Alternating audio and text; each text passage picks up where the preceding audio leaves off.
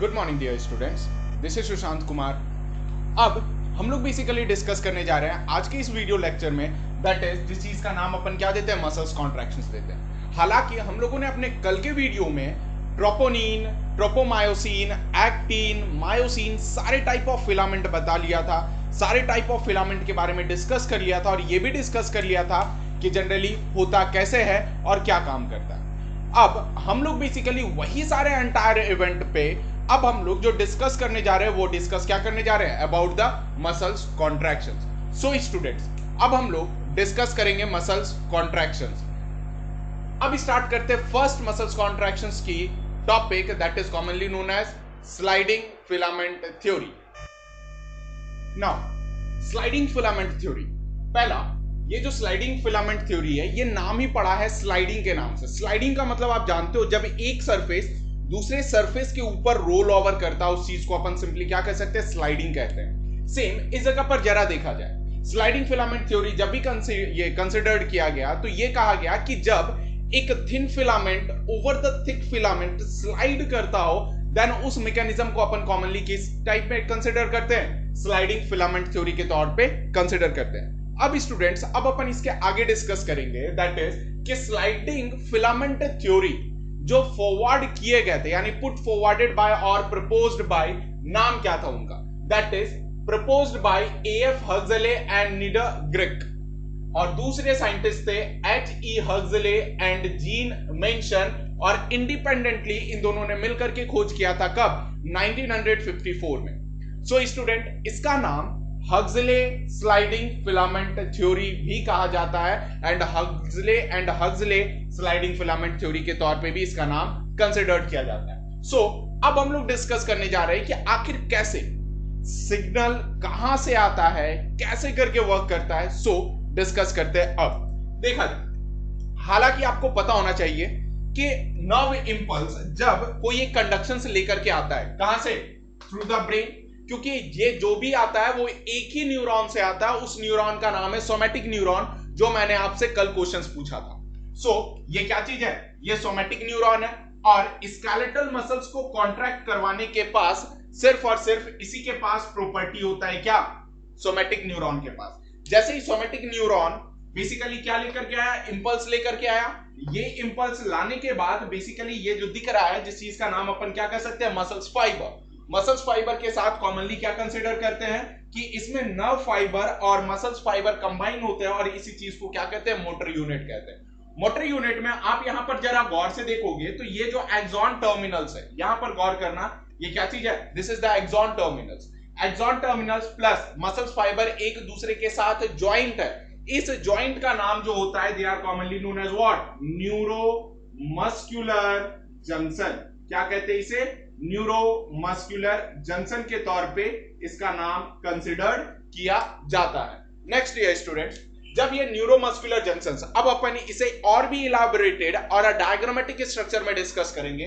जैसे देख रहे हैं कि ये रहा क्या चीज, न्यूरोमस्कुलर जंक्शंस का एक मैग्नीफाइड डायग्राम। जब इस जगह पर देखो तो जैसे ही नर्व इंपल्स बेसिकली क्या हुआ, कंडक्ट होकर के किधर की ओर पहुंचा, ये डायरेक्ट पहुंच गया आपका एक्सॉन टर्मिनल्स पे। जब ये एक्सॉन टर्मिनल्स पे पहुंच गया, सो मोटर न्यूरॉन के एक्सॉन टर्मिनल्स पर बहुत छोटे छोटे वेसिकल्स प्रेजेंट होते हैं, जिसके अंदर क्या चीज प्रेजेंट होता है, न्यूरो ट्रांसमीटर्स प्रेजेंट होते हैं। ये वेसिकल्स का नाम क्या होता है, सिनेप्टिक वेसिकल्स, और ये सिनेप्टिक वेसिकल्स बेसिकली किससे एनरिच होता है, तो एसिटाइल कोलिन से एनरिच होता है। नेक्स्ट ये एसिटाइल कोलिन, और ये देखो ये सार्कोलेमा है। सार्कोलेमा टर्म मैंने आपको बताया था, सार्को का मतलब होता है मसल्स और लेमा का मतलब क्या हो जाता है, सरफेस, यानी सार्कोलेमा है। सार्कोलेमा के रिगार्डिंग देख लो, मसल्स फाइबर पे बेसिकली ये क्या चीज है, आयन चैनल्स प्रेजेंट है। सेम इसी जगह पर क्या रहा कि ये जिस जगह पे डिस्टेंस देख रहे हो, इस चीज का नाम अपन क्या कह सकते हैं, सिनेप्टिक क्लेफ्ट कहते हैं। क्या कहते हैं इसका नाम, they are commonly known as what, synaptic cleft. अब ये सिनेप्टिक क्लेफ्ट में अब जैसे ही नर्व इंपल्स आया, नर्व इंपल्स आने के बाद ये सिनेप्टिक वेसिकल्स बर्स्ट कर जाते हैं। जैसे ये सिनेप्टिक वेसिकल्स बर्स्ट करते हैं, बर्स्ट करने के बाद क्या रहा, एसिटाइल कोलिन रिलीज किया सिनेप्टिक क्लेफ्ट में, सिनेप्टिक क्लेफ्ट में एसिटाइल कोलिन रिलीज किया, देन ये एसिटाइल कोलिन इस आयन चैनल पर जाकर के बाइंड आउट होते हैं। क्या होते हैं? इस आयन चैनल पे जाके बाइंड आउट होते हैं। क्लियर है? जैसे ही इस आयन चैनल पे जाने के बाद बाइंड आउट हुए, देन अब आयन चैनल्स की जो परमिएबिलिटी थी वो इंक्रीज हो गई। जब आयन चैनल्स की परमिएबिलिटी इंक्रीज हो गई तो जो आसपास में सोडियम आयंस थे, ये सोडियम आयन बेसिकली इस चैनल के थ्रू अंदर की ओर ड्रिफ्ट किए। ड्रिफ्ट करने के बाद धीरे धीरे बढ़ते बढ़ते जनरली वो कहां तक पहुंच गए? वो पहुंच गए दैट इज, जिसका नाम अपन क्या कह सकते हैं, सार्कोप्लाज्मिक रेटिकुलम और टी ट्यूब्यूल्स तक कंसिडर्ड कहते हैं। नेक्स्ट, अब जरा इसके बाद देख लेना, इसके बाद के कुछ फिलामेंट्स हैं और कुछ टेक्निकल टर्म्स है जिसे बहुत अच्छे तरीके से हमें समझना होगा। जैसे आयन चैनल्स हो गए, इसके बाद मसल्स फाइबर दिख रहा है आपको, मसल्स फाइबर के ऊपर आपको ऑटोमेटिकली ऑब्जर्व हो रहे क्या चीज, sarcoplasmic reticulum. Sarcoplasmic reticulum, yes, ये वही सार्कोप्लाज्मिक रेटिकुलम है जिसे अपन सेल्स के अंदर एंडोप्लाज्मिक रेटिकुलम कहते हैं और जो प्रोटीन सिंथेसिस में मदद करता है। आपको पता होना चाहिए कि ये जो मसल्स फाइबर है, मसल्स फाइबर मल्टी न्यूक्लिएट है, सो इसमें न्यूक्लियस बहुत ज्यादा प्रेजेंट होगा, जैसा कि हम लोगों ने अपने लास्ट लेक्चर के वीडियो चैनल्स में देखा था। नेक्स्ट, अब जब ये मसल्स फाइबर है, मसल्स फाइबर के बाद सेवरल माइटोकॉन्ड्रियाज, क्या चीज, सेवरल माइटोकॉन्ड्रियाज प्रेजेंट होते कहां के अंदर, इस मसल्स फाइबर के अंदर। जब ये सेवरल माइटोकॉन्ड्रियाज स्टूडेंट्स जब प्रेजेंट हुए तो देन आपको पता होना चाहिए कि एक माइटोकॉन्ड्रिया ही एक ऐसा होता है जिसे अपन power house of the cells कहते हैं, जो जनरली क्या करता है, एटीपी का फॉर्मेशन करता है। और यही एटीपी यूटिलाइज कौन करता है, बेसिकली हमारे मसल्स के थिन फिलामेंट और थिक फिलामेंट इस्तेमाल करते हैं। मोस्टली थिक फिलामेंट में जो मायोसिन के जो हेड होते हैं वो इस्तेमाल करते हैं, उसे हाइड्रोलाइज करते हैं और हाइड्रोलाइज करने के बाद जो एटीपी फॉर्म करता है उससे जनरली क्या करते हैं, वो स्लाइड करने में, एक्टिन के साथ बाइंड करने में मदद करते हैं। सो स्टूडेंट्स, यहां पर sarcoplasmic reticulum basically store house होता है किसका, कैल्शियम आयन का। बहुत बार पूछा गया क्वेश्चन है कि सार्कोप्लाज्मिक रेटिकुलम किसका स्टोर हाउस होता है, तो कैल्शियम आयन का स्टोर हाउस होता है। अब टी ट्यूब्यूल्स भी क्लियर होगा, माइटोकॉन्ड्रिया भी क्लियर होगा, सार्कोप्लाज्मिक रेटिकुलम भी क्लियर हुआ होगा आपको, और बाकी ये डायग्राम दिख रहा होगा जिसमें थिक और थिन फिलामेंट प्रेजेंट है, दैट इज एक्टिन और मायोसिन के डायग्राम जनरली क्या चीज है, यहां पर प्रेजेंट है। सो अब हम लोग बेसिकली इसका डिटेल डायग्राम और डिटेल स्ट्रक्चर को देखते हैं। जब इस रीजन को अब मैंने मैग्नीफाई करके इस रीजन पे ड्रॉ करके दिखाया है, मतलब ये तो एक्चुअल में एक मसल्स फाइबर पे ही है, मसल्स फाइबर पे ये आपको दिख रहा है सार्कोप्लाज्मिक रेटिकुलम। इस सार्कोप्लाज्मिक रेटिकुलम में देख बेटा, ये क्या चीज है, कैल्शियम आयन से स्टोर है, यानी कह सकते हैं कि कैल्शियम आयन जो स्टोर्ड होता है वो कहां पर स्टोर्ड होता है, सार्कोप्लाज्मिक रेटिकुलम में स्टोर होता है। अब नेक्स्ट जरा देखा जाए, इस सार्कोप्लाज्मिक रेटिकुलम पे दो टाइप के ट्यूब्यूल्स प्रेजेंट होंगे। पहला जो ट्रांसवर्स ट्यूब्यूल्स प्रेजेंट होगा जिसका नाम टी ट्यूब्यूल्स होगा, इसके साथ साथ एल ट्यूब्यूल्स भी पाए जाते हैं जिसका नाम क्या होता है, लॉन्गिट्यूडनल ट्यूब्यूल्स होते हैं। अब जरा समझिएगा गौर से, जैसे ये सार्कोप्लाज्मिक रेटिकुलम दिख रहा है, क्योंकि अभी हम लोग सिर्फ ये वाले सरफेस को डिस्कस कर रहे हैं, ये जो सरफेस आपको यहां पर दिख रहा है, ये सरफेस को अभी हम लोग क्या कर रहे हैं, डिस्कस कर रहे हैं। सो स्टूडेंट, जब ये सरफेस को डिस्कस कर रहे हैं, सो यहां पर जैसे टी ट्यूब्यूल्स है, टी ट्यूब्यूल्स के बिहाफ पर देखो कि अब जो भी सोडियम आयन ऑटोमेटिक इधर से Na+ ड्रिफ्ट होता हुआ आया, जैसे ये Na+ ड्रिफ्ट होता आया, तो अब ये जो आयन चैनल्स हैं, ये आयन चैनल्स नॉर्मली ओपन नहीं हो सकते किसी भी कंडीशन में नहीं, जब तक इसे एक मिनिमम थ्रेशोल्ड नहीं मिलेगा तब तक ये ओपन नहीं होगा। थ्रेशोल्ड का मतलब क्या, थ्रेशोल्ड का मतलब होता है स्टिम्युलस, मतलब एक्सटर्नल स्टिम्युलस इतना जिससे जनरली वो क्या कर सके, अपने नर्व को एक्साइट कर सके और अपने आयन चैनल्स को एक्साइट करके ओपन कर सके। अब जरा देखा जाए, जैसे ये आयन चैनल्स, अब क्या रहा कि ये सोडियम आयन अंदर आएगा, सोडियम आयन क्या करेगा, इस आयन चैनल्स पे बैठेगा। अब जैसे ये आयन चैनल्स पे बैठा तो अब क्या हुआ कि आयन चैनल्स की परमिएबिलिटी क्या हो गई, इंक्रीज हो गई। जैसे ही ये आयन चैनल्स की परमेबिलिटी इंक्रीज हो गई तो देन क्या रहा कि सोडियम अंदर आने की कोशिश करेगा, लेकिन उसी बिहाफ में को ट्रांसपोर्ट हो जाएगा। जब ये को ट्रांसपोर्ट होगा, सोडियम अंदर, कैल्शियम बाहर। अब जैसे ही कैल्शियम बाहर निकला देन ये कैल्शियम मूव करता हुआ टी ट्यूब्यूल्स के बाद बेसिकली किधर की ओर मूव करेगा? यस, ये टी ट्यूब्यूल सीधे आ जाएगा थिन फिलामेंट पे।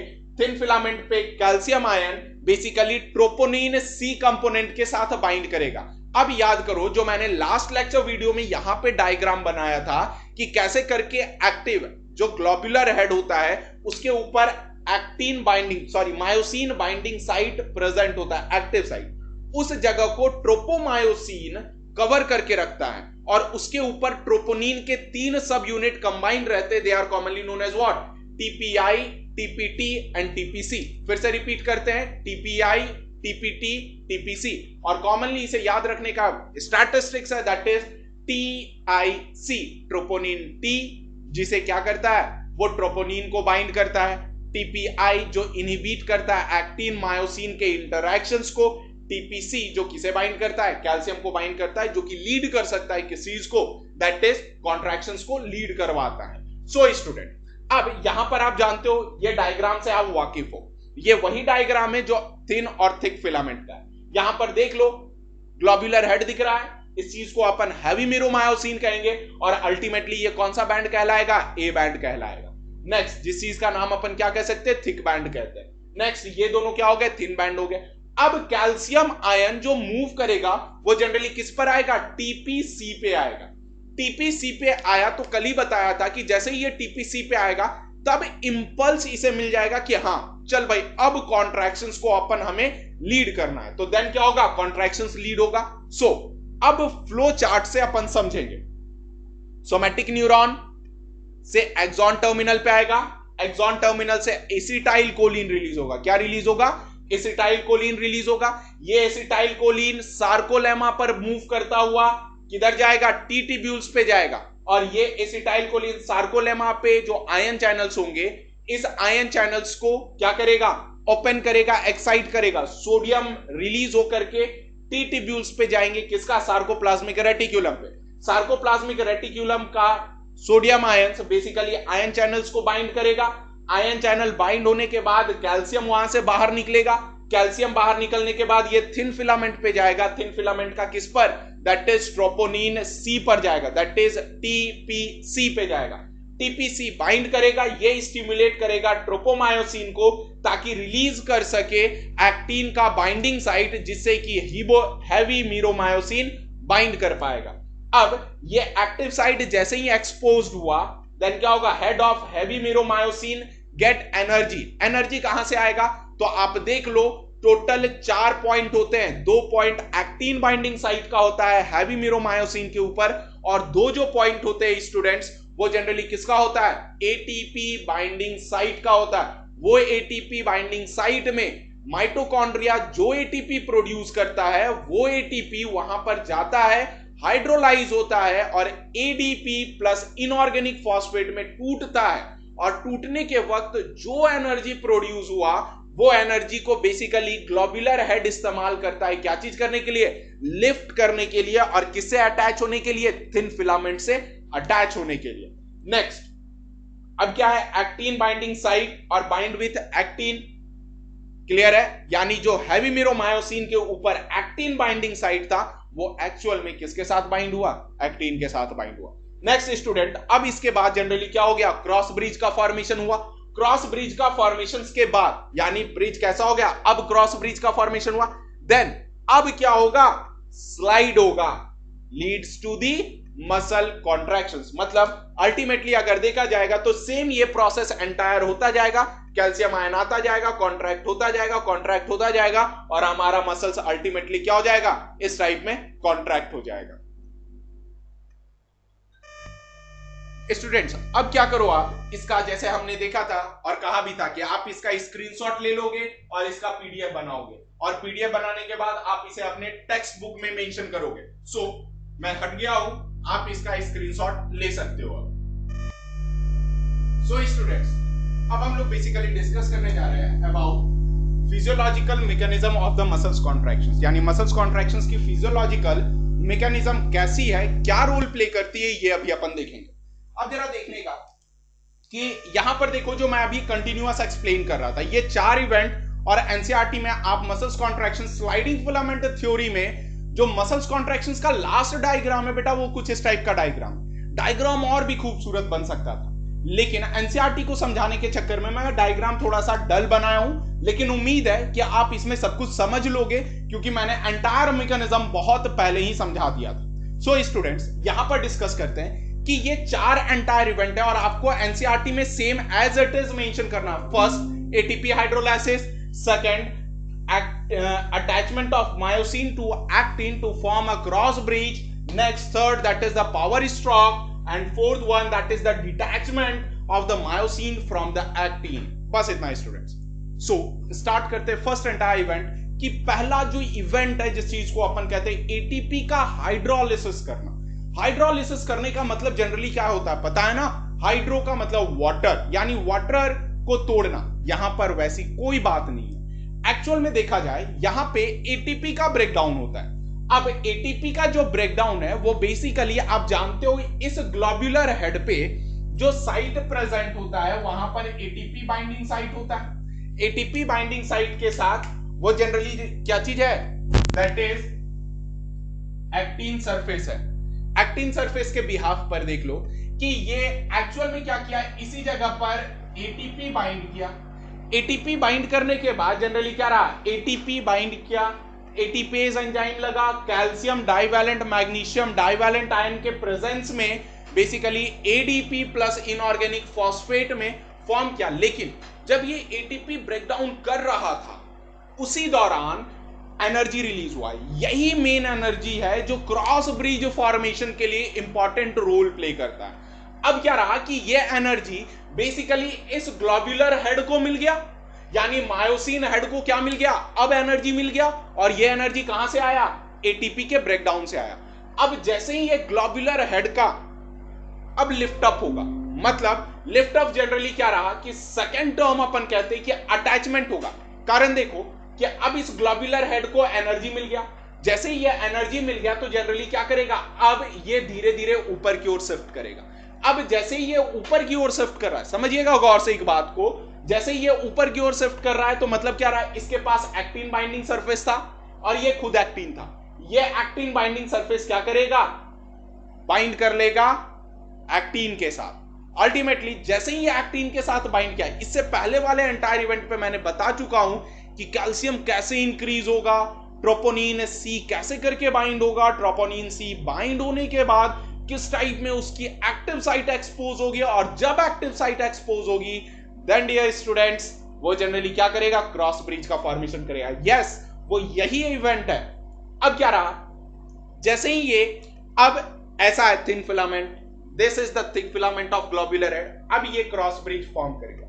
क्रॉस ब्रिज फॉर्म किया तो अब क्या करेगा, ये अपने तरफ खींचेगा, यानी अब जैसे ही क्रॉस ब्रिज इनवर्ट इनसाइड आएगा, इसी चीज को कहेंगे पावर स्ट्रोक। क्या नाम देंगे, पावर स्ट्रोक। मतलब कि ये स्ट्रोक के बिहाफ पे heavy A band I band के साथ कंबाइन हो गया और फाइनली उसे क्या किया, अपने की ओर खींचा, और इसी खींचने वाले स्ट्रोक को क्या कंसिडर करते हैं, पावर स्ट्रोक कंसिडर करते हैं। नेक्स्ट स्टूडेंट, जब ये पावर स्ट्रोक हुआ तो देन क्या होगा, स्लाइड हुआ ना, थिक के ऊपर थिन स्लाइड हुआ, देन क्या लीड किया, मसल्स का कॉन्ट्रैक्शंस लीड किया। अब जब मसल्स का कॉन्ट्रैक्शंस लीड किया तो उस समय क्या क्या इवेंट हुआ, पहले देख लो। यहां पर क्या होगा, सार्कोमर की डिस्टेंस क्या हो जाएगी, डिक्रीज हो जाएगी, क्लियर है। एच जोन भी डिक्रीज होगा, एम लाइन डिसअपियर हो जाएंगे, और फाइनली क्या रहेगा, Z line as it is. Clear है। ये मेजर 4 चेंजेस ऑब्जर्व होते हैं, और मोस्टली कहते हैं 3 चेंजेस ही ऑब्जर्व होते हैं। सो उस समय क्या रहेगा कि जो लाइट और डार्क बैंड की जो स्ट्रिप्स है वो क्या हो जाएगी, थोड़ी सी पतली दिखेगी, सो स्टूडेंट, अब थर्ड पावर स्ट्रोक के बाद फोर्थ अटैचमेंट आता है कि अब जब तक ये एनर्जी इसके पास है वो क्या करेगा, कॉन्ट्रैक्ट करता जाएगा। अब क्या है, ये सीक्वेंशियल ऐसे करके काम करता है। कैसे काम करता है, ये ऐसे करके काम करता है। कैसे काम करता है, ये इस टाइप में करके काम करता है, ध्यान रखना है ना। सो अल्टीमेटली दिख रहा है, ये जितने भी ये छोटे छोटे ग्लोबुलर हेड मान लो, ये क्या है, अपनी थिन फिलामेंट है। सो कैसे करके वर्क कर रहा है, पहले ये अटैच किया, ये अटैच किया, ये अटैच किया, ऐसे करके कंटिन्यूअस रहा। तो अब देखो, जब ये पीछे की ओर विड्रॉ कर गया, सो अब तो जो एनर्जी इसके पास था उसने पावर स्ट्रोक पे लगा दिया। जब पावर स्ट्रोक पे एनर्जी लग गई तब क्या रह गया, वो ऑटोमेटिक एनर्जी खत्म हो गई।